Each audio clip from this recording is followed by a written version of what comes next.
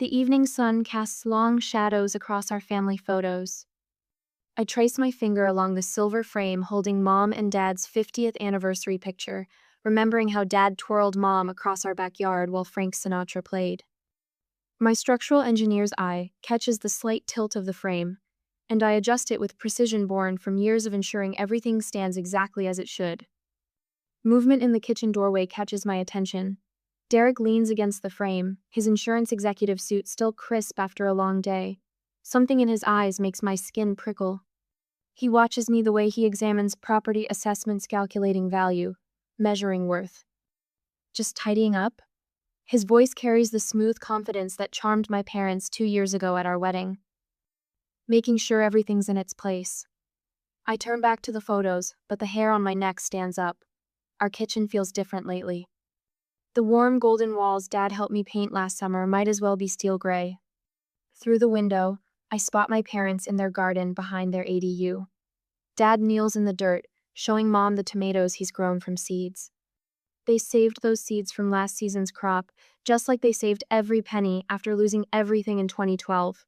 Just like they trusted me with their life savings for the down payment on this house. I left some paperwork on my desk for you to review, Derek mentions casually. Insurance stuff, nothing urgent. The folders on his mahogany desk look deliberately placed, too neat to be accidental. My fingers still as I lift the top one. Inside, fresh ink marks the beneficiary line on his life insurance policy, Michelle Morgan, his sister. The same sister who keeps calling when she thinks I'm not home. I thought we agreed to name each other. My voice stays steady while my heart pounds against my ribs. That's what you insisted when you had me change mine last month. Oh, that. He waves his hand, dismissing $300,000 like pocket change. Michelle handles all my financial planning. Makes more sense to keep it simple. Simple, like the way he simplified my parents' role from family to temporary residence in conversations with his realtor friends. Like his casual suggestions about retirement communities that would suit them better. I close the folder with deliberate care, sliding it back exactly where he left it. The memories surface like bubbles in still water. 2012, watching my parents stand shell, shocked in front of their foreclosed home. The predatory lender's smile looked just like Derek's does now, practiced, professional, empty of everything except opportunity. My engineering salary bought this house. My parents contributed half their remaining savings, $180,000, toward the down payment and the ADU construction. We sealed the deal with hugs and happy tears, not notaries. You hold the title, sweetheart, Dad said that day. We trust you. Dad's voice drifts through the window now, teaching Mom the names of the herbs she's planting. The same steady voice that helped me build my first treehouse, checked my math homework, whispered, "We'll start over," when they lost everything. I built this house on promises, not the kind written on paper, but the kind etched in your heart. The wedding video sits on the shelf beside me. Derek's charm radiates from the screen, the perfect son-in-law, raising his glass to family first. Mom cried happy tears that day. Dad's hand shook when he walked me down the aisle. The changes came slowly, like hairline cracks in a foundation. Your parents might be happier in a community with people their age, Derek would say, counting the cars that passed our house. His phone calls with Michelle grew longer, quieter. He started asking about property values, about market trends, about maximizing our investment. Last week, I woke at midnight to find his side of the bed empty. The light from his office drew me like a moth. Through the crack in the door, I watched him photograph our property documents, page by page. His fingers moved with the precision of someone dismantling a bomb or setting one. The sun sinks lower now, painting the kitchen in amber light. Derek's hand settles on my shoulder, heavy as concrete. Have you ever thought about what would happen to this place if something happened to you? His thumb traces circles on my collarbone. God forbid, of course, but we should be prepared. My mouth tastes like copper. What do you mean? Well, if something happened, the house would go to me. I'd take care of your parents, of course. His voice sounds reasonable, practiced. They'd be fine. I turned to face him, my engineer's mind already calculating load-bearing points and stress fractures. And if they don't want you to control it? The silence stretches between us like a plastic wire about to snap. Derek's smile doesn't reach his eyes. I know then, with the certainty I use to measure building foundations, that he wasn't planning for loss. He was planning for ownership. You're right, I say, keeping my voice light. We should be prepared. He kisses my forehead, pleased with my apparent agreement. I watch him walk away, his shoulders relaxed, victorious. Through the window, Mom waves at me from their garden. Dad holds up a ripe tomato like a trophy. I pick up my phone and scroll to Sarah's number me college roommate, now a property lawyer. My fingers hover over the keypad. Some battles are fought with raised voices and slammed doors. But this one will be won with quiet signatures and ironclad clauses. I press call. The next day, my office cubicle shrinks around me as I stare at property tax records without seeing them. The memory of Dad's voice breaks through, clear as the day we packed their foreclosed home in 2012. It wasn't just the house, Elena. His weathered hands had trembled while wrapping Mom's china. It was watching that banker smile while he took our dignity. Sarah's text jolts me back. Meet me at Pietro's. Urgent. Half an hour later, the red vinyl booth at Pietro's squeaks as Sarah Williams slides in. Her power suit can't hide the worry in her eyes. We shared a dorm room through 4 years of college, she in pre-law while I drafted engineering problems past midnight. Now she specializes in property law, and I need every bit of that expertise. Tell me everything, she says, waving off the waiter. The words spill out. Derek's insurance policy change, the midnight photography session, his careful suggestions about my parents' more suitable living arrangements. Each detail lands like a stone between us. Sarah's knuckles whiten around her water glass. That son of a... She catches herself, lawyer mode engaging. We need to protect your parents without tipping him off. Let me think. While she scribbles notes, I watch an elderly couple at the next table sharing a plate of spaghetti. The woman feeds her husband, his hands too shaky to manage the fork. My chest tightens. Here's what we do. Sarah's voice drops lower. We create an ironclad trust that looks like it gives Derek what he wants while actually protecting your parents.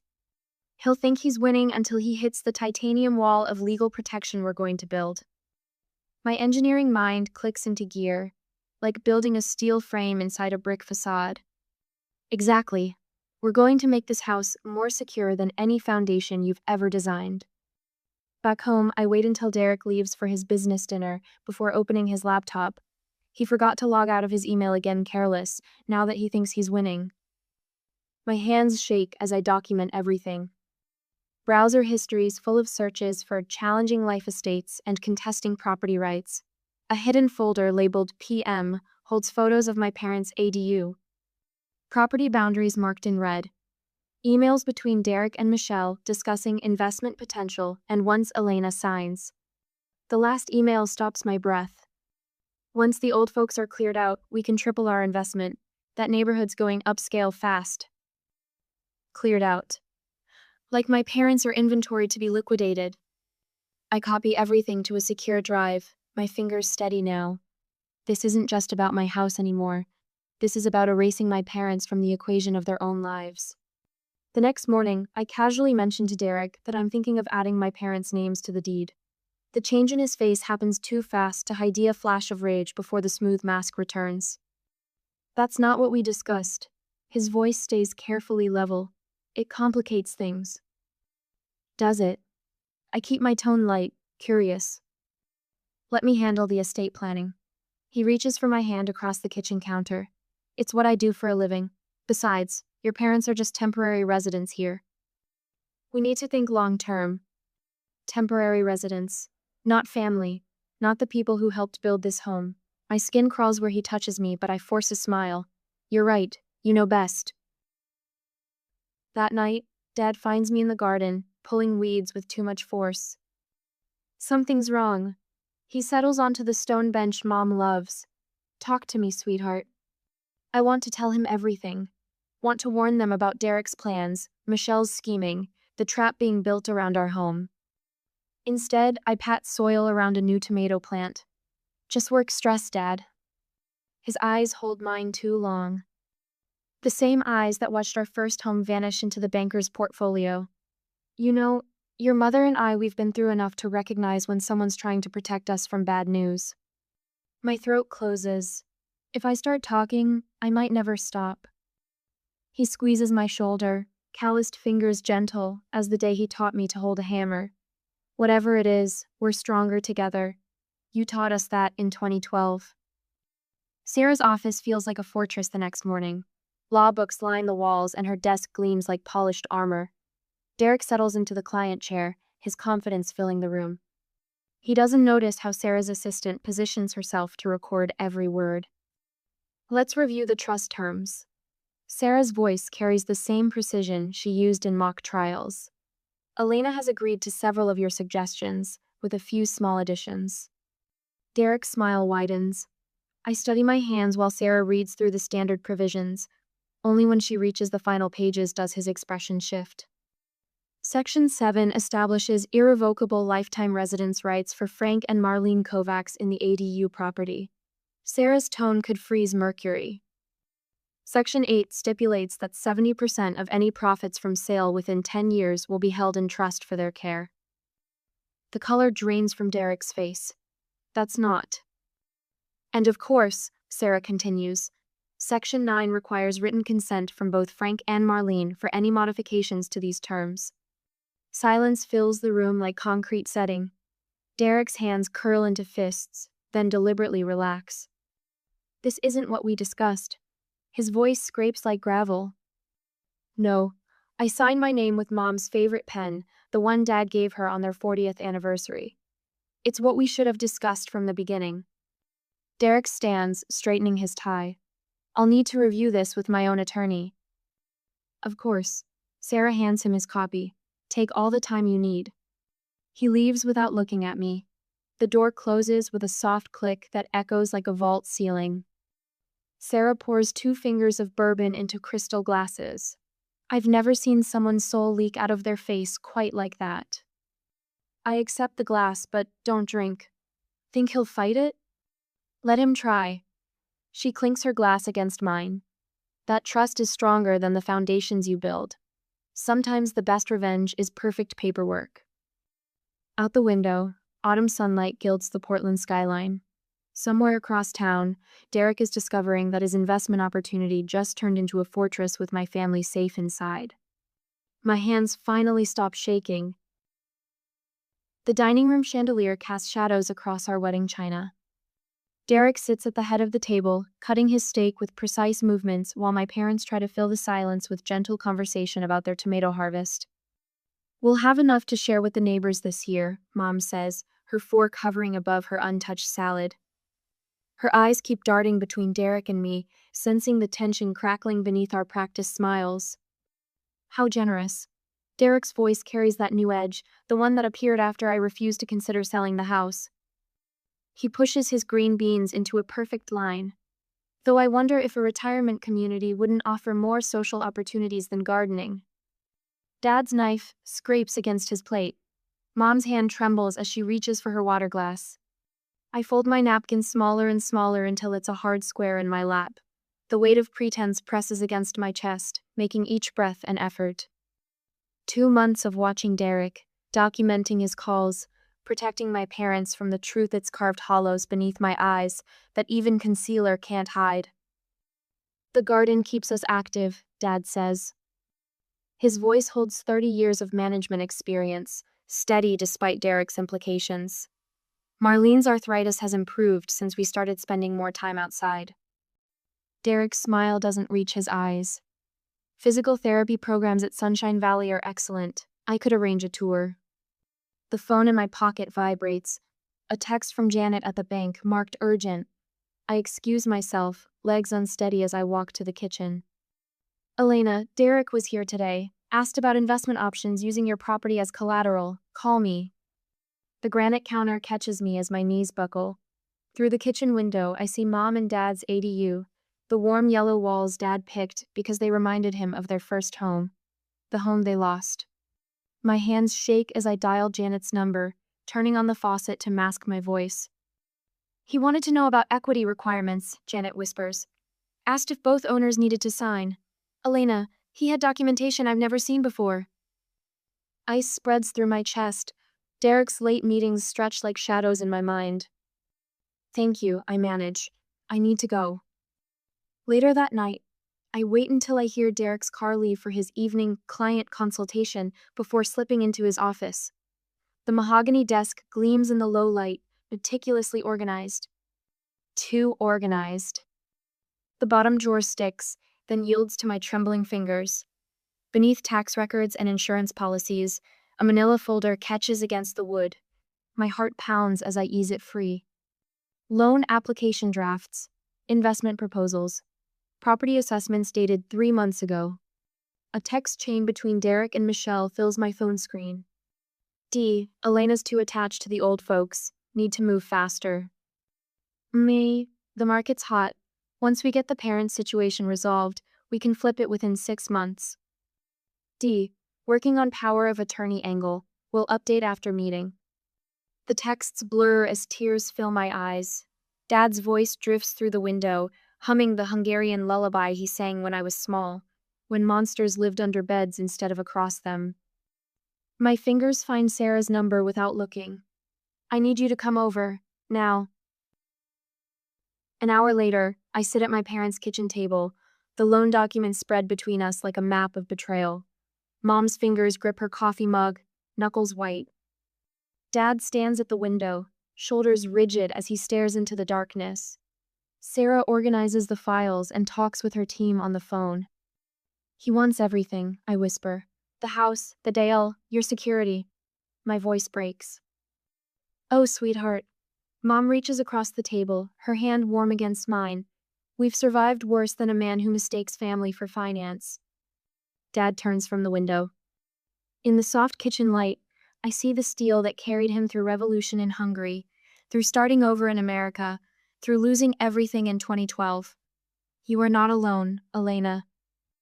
He pulls an envelope from his jacket pocket, hands shaking slightly as he sets it on the table. After last time, I kept something aside, just in case history tried to repeat itself. Inside, bank statements show an account I never knew existed, enough to fight back. Some battles need raised voices, Dad says, his accent stronger with emotion. This one needs perfect paperwork. Mom squeezes my hand. We built this home together. We'll protect it together.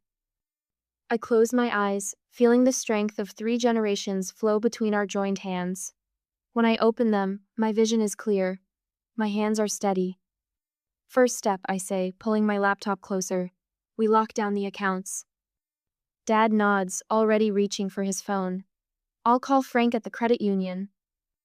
And I'll start documenting everything, Mom adds, her teacher's organization skills surfacing. My fingers fly across the keyboard, accessing our joint accounts.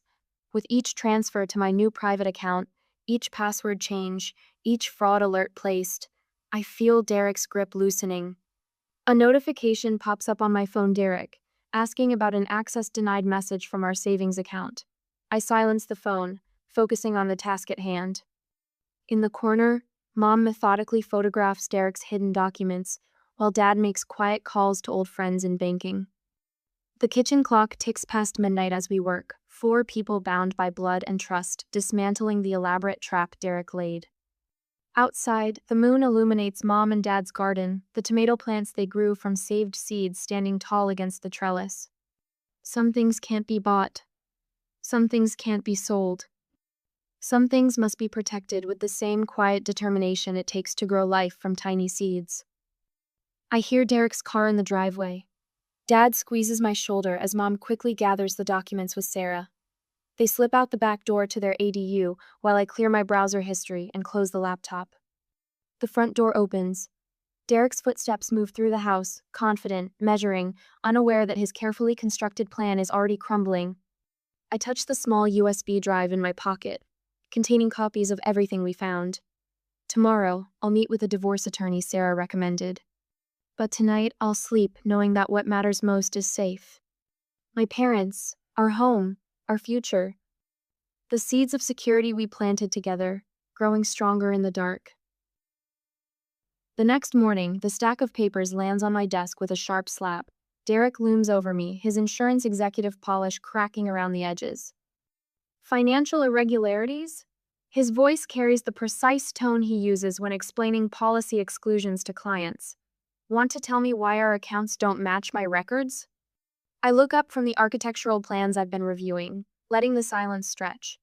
Through the window behind him, I watch Dad watering his tomatoes. The ones he grew from seeds, just like the dreams he rebuilt after 2012. I've noticed some irregularities myself. My fingers trace the edge of my draft paper, muscle memory from years of measuring support beams. Like why my name disappeared from our joint savings last month. The trust. His hands press flat against my desk. You changed it without consulting me. I protected what was already protected. The words come out steady, calibrated. Nothing more. Protected? A laugh scrapes out of his throat. From who? Your husband? From anyone who sees dollar signs instead of family. His mask slips then, revealing the calculator behind the charm. The fluorescent office lights catch his teeth as he smiles. Your parents won't always be here, Elena. We need to think about our future. The latest structural analysis report sits half-finished on my computer screen. Numbers don't lie. They reveal weak points, stress fractures, places where foundations can fail. Just like Derek's smile. That's exactly what I've done. I open my desk drawer and remove a manila envelope. Secured our futures, separately. The divorce papers slide across my desk like a bridge being drawn. Derek stares at them, then at me, then back at the papers. His fingers twitch but don't touch them. You can't be serious. The polished veneer cracks further. After everything we've built? You mean after everything you plan to take? His phone buzzes. Michelle's name flashes on the screen. His sister, the one he made sole beneficiary of his life insurance while insisting I name only him on mine. The one who keeps calling about investment opportunities in our neighborhood. Derek steps back, already reaching for his phone. I need to call my attorney. Go ahead. I turn back to my blueprints. The trust is ironclad. 20 minutes later, Michelle storms in, her real estate agent smile stretched thin across her face. Where's my brother? She demands. Making a very disappointing phone call. I don't look up from my work. His attorney is explaining some basic property law to him. The click of her heels strikes a sharp rhythm as she marches toward my parents' garden door. I rise, but Dad's already there, standing straight despite his arthritis. This home, he says quietly, was built with our retirement, not your ambition. Mom appears beside him, her gardening gloves still on. Without a word, she opens the door wider, a clear invitation for Michelle to leave. The silence carries more dignity than any shout. Michelle's heel catches in the grass as she storms out. Mrs. Peterson next door pauses in her pruning to watch. Mr. Thompson stops walking his golden retriever. The neighborhood bears witness, and Michelle feels it. Her steps quicken toward her car. Derek tries one last angle that evening. I find him in his home office, surrounded by printouts of property laws. The marriage gives me rights, he insists. Community property. Doesn't apply to premarital assets. Sarah's voice comes smooth and clear through my phone speaker. The house was purchased before the marriage, with documented sole ownership and a family trust in place. Your claim has no legal standing. I watched the last of his confidence crumble. The man who charmed my parents at backyard barbecues, who raised toasts to family first, who spoke about building a legacy together, he never really existed. The next week passes in a blur of subtle support. Linda from accounting brings me coffee without asking.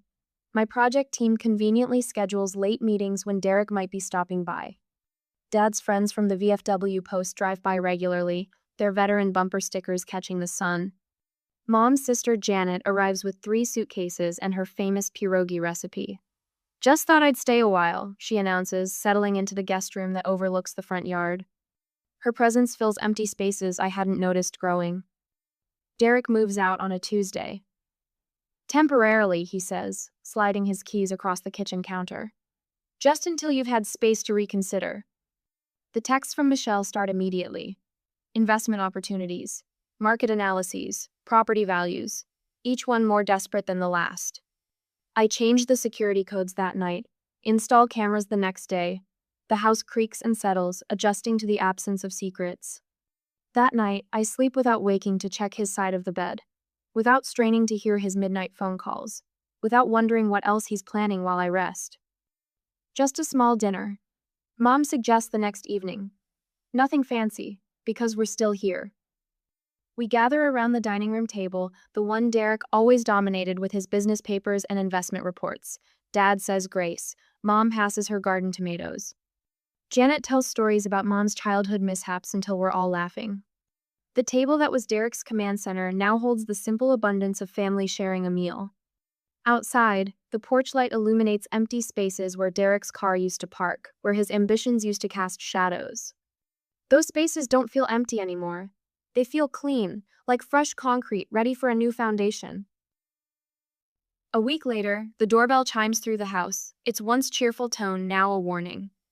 Derek stands on our front porch, clutching a bouquet of pink roses, Mom's favorite flowers. The same ones he brought the day he asked for my hand in marriage. Elena. His voice carries that smooth insurance executive polish. Can we talk? I step aside to let him in, my fingers pressed against the solid oak door frame. The late afternoon sun catches his platinum wedding band, still gleaming on his left hand. Mine sits in the top drawer of my bedside table, next to the trust documents Sarah helped me draft. Derek places the roses on our entryway table, his movements deliberate. I've been thinking about everything, about us. He reaches for my hand. I slide it into my pocket. We built this life together. Are you really ready to throw it all away? A cardinal lands on the bird feeder outside our kitchen window, the one Dad built last spring. Its red feathers flash like a stop sign against the weathered cedar. What life would that be, Derek? My voice stays level, the way it does when I present structural assessments to city planning boards. The one where you plan to sell my parents' home out from under them? That's not. He runs his fingers through his hair, mussing his perfect styling. Look, we could start fresh, sell this place, build something just for us. Something without all this baggage. The word hangs between us like poison. 2 years of marriage, and I never noticed how his smile never quite reached his eyes. My parents aren't baggage. The evening sun warms my back through the window. They're family. They've had their lives, Elena. His mask slips, frustration bleeding through. It's our turn now. Why can't you see that? The truth settles in my chest, heavy as concrete. This conversation tells me everything I need to know. The divorce proceedings drag through summer into fall, each delay calculated to wear me down. Derek's attorney throws legal terms around like confetti community, property, spousal rights, equitable distribution, but Sarah stays steady, presenting my documentation with surgical precision. The judge peers over his reading glasses during Derek's sister's deposition. Miss Morgan, could you explain these text messages about getting rid of the in-laws? Michelle's perfectly manicured fingers twist in her lap. Her story crumbles under oath, each contradiction another nail in Derek's coffin. The ruling comes down on a Tuesday. I sit in the courtroom's hard wooden bench, spine straight as the T-square on my desk at work. Derek slumps beside his attorney as the judge upholds the trust, my premarital assets protected by Sarah's ironclad paperwork. The defendant's claim to the property is hereby denied. Derek's shoulders stiffen. 2 rows behind me, I hear Mom's quiet exhale. The financial unraveling reveals Derek's true plans. Credit card statements show debt I never knew about, tens of thousands accrued in anticipation of tapping our home equity.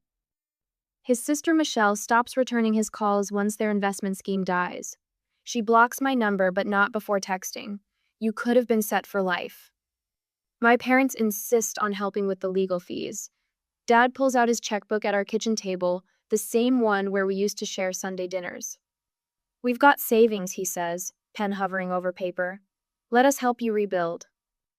I cover his weathered hand with mine. You've already given me the most valuable thing, the lesson to protect what matters. Derek makes one final attempt 2 days after the divorce finalizes. He catches me in the driveway as I'm unloading groceries. You have to understand. Desperation cracks his polished veneer. I saw an opportunity. Anyone would have taken it.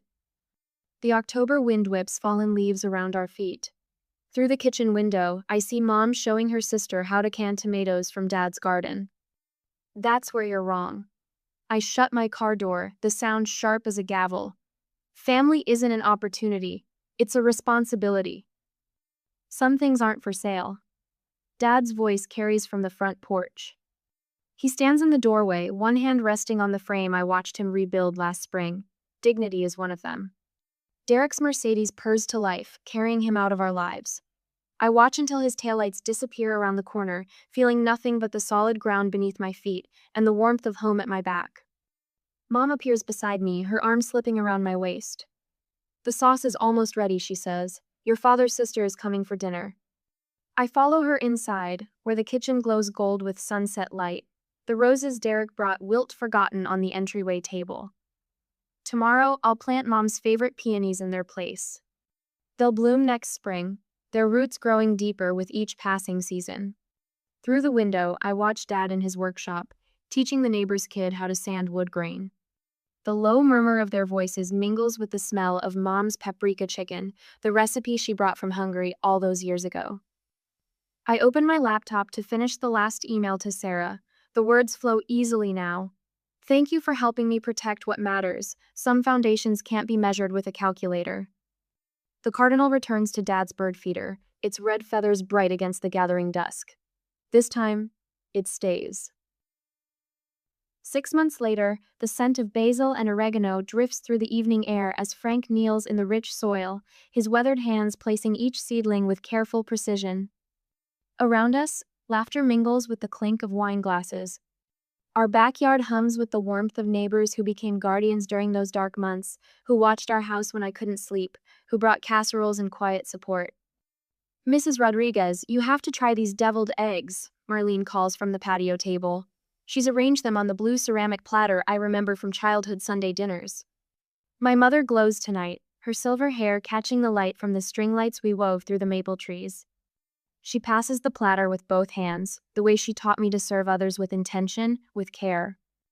"The secret's in the paprika," she winks at our neighbor. "Hungarian, of course."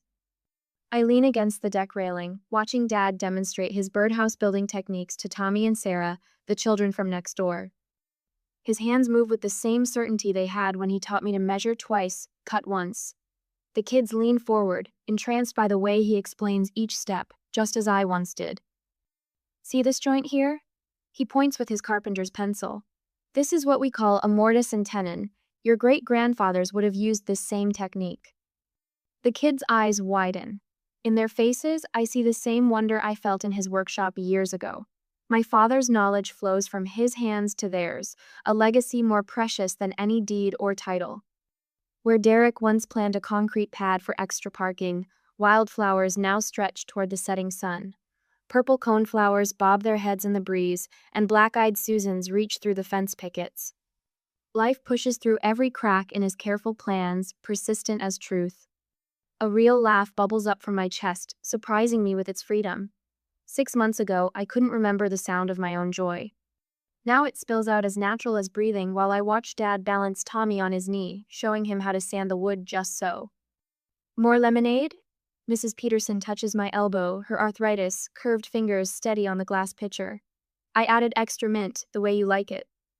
My smile reaches my eyes. "You remembered." "We remember everything," she says softly. Her gaze holds mine, "including who belongs here." Under the string lights, I've set the patio table for a smaller gathering later. The folder rests in my tote bag, its weight both anchor and wings. Inside, the papers speak of trusts and protections, legal words that translate to love. Mom and Dad settle into their favorite chairs as twilight paints the sky in watercolors. They don't know what's coming. Dad picks up his sweet tea, ice cubes clinking against the glass. Mom smooths her napkin, a habit from 50 years of shared meals. I lift the folder from my bag, feeling its weight, not a burden now, but a gift. "I have something for you both." Their eyes meet mine as I slide the documents across the table. Mom's fingers trace the edge of the papers. Dad's reading glasses appear from his shirt pocket. "Elena?" Mom's voice carries a question. "Read it," I whisper, "please." The silence stretches like honey as they lean together, heads bent over the pages. Dad's breath catches. Mom's hand flies to her throat. "A family trust?" Dad's voice breaks on the words. "The house, the ADU." It's official now, I say. On paper, the way it's always been in our hearts. This has always been your home. Now no one can ever change that. For the first time in my life, my father has no words. His eyes shine in the gathering dark. Mom's tears spill silent and bright as the stars appearing overhead. We reach for each other across the table, 3 pairs of hands linking like the clauses in the trust, like the roots of the flowers we planted together. No words pass between us. None need to. Later, after they've gone to bed, I sit in the garden with my journal. The lantern casts a gentle circle of light on the blank page. Around me, the night whispers of belonging, of bridges rebuilt, of foundations that go deeper than concrete and steel. My pen moves across the paper, strong and sure. When someone asks you to give up your roots in exchange for vague promises, they don't deserve your past or your future. Home isn't just where you live, it's where you're protected. Sometimes, that protection comes through difficult choices. The screen door of the ADU squeaks softly. Through their window, I see Mom adjusting Dad's blanket the way she has for 40 years. The sight fills my chest with something bigger than happiness, certainty, perhaps. Or peace. I close my journal, gathering the lantern's light close. Tomorrow, I'll help a young colleague protect her grandmother's cottage from a predatory developer. Next week, Dad starts his senior center workshops on financial security. Mom's already planning to share her story at the legal aid clinic. Some people call it paying it forward. We know better. It's building a foundation strong enough to shelter generations. One signature, one story, one protected home at a time.